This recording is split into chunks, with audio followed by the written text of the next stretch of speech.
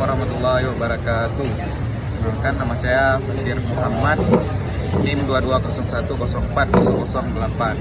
Hari ini saya akan menjelaskan materi filsafat hukum yang berjudul Pola Rasional, Tujuan Hukum dan Tujuan Negara. Di mana poin-poinnya yang pertama itu ada konsep negara sebagai sarana mewujudkan tujuan bersama. Terus yang kedua ada konsep negara hukum kontemporer. Yang ketiga ada politik hukum dan politik hukum dalam mewujudkan tujuan negara. Sama yang terakhir ada analisis tentang potensi integrasi tujuan negara dan tujuan hukum. Sama ada pengertian tujuan hukum. Tujuan hukum adalah menciptakan ketertiban, keadilan, dan kepastian dalam masyarakat.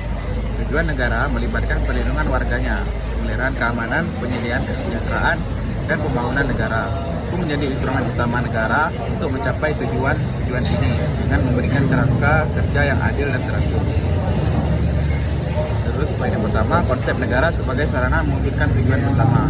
Itu adalah negara berperan sebagai wadah untuk menciptakan tujuan bersama masyarakat, termasuk keamanan, kesejahteraan, dan keadilan melalui pembentukan hukum, kebijakan, dan pelayanan.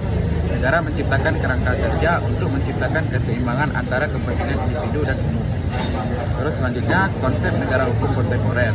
Itu adalah negara hukum kontemporer pada umumnya menciptakan konsep pemerintahan demokratis dan hak asasi manusia dan keterlibatan warganya dalam mengambil keputusan. Konsep ini juga sering melibatkan ekonomi, pluralisme politik, serta peran negara dalam penyediaan layanan kesejahteraan dan melindungi hak-hak individu, dinamika global, teknologi, dan tantangan sosial.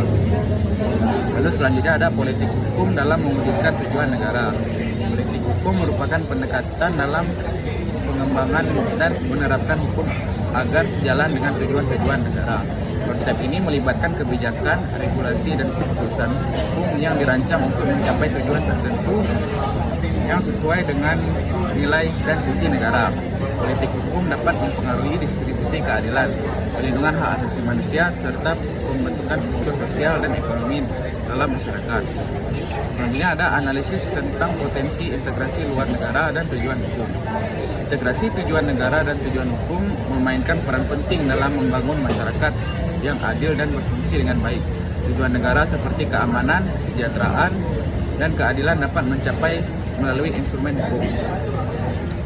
Hukum memberikan kerangka kerja yang mewujudkan tujuan-tujuan ini dengan cara yang konsisten dengan prinsip-prinsip keadilan dan hak asasi manusia. Sekian dari saya. Apabila ada kekurangan saya mohon maaf. Assalamualaikum warahmatullahi wabarakatuh.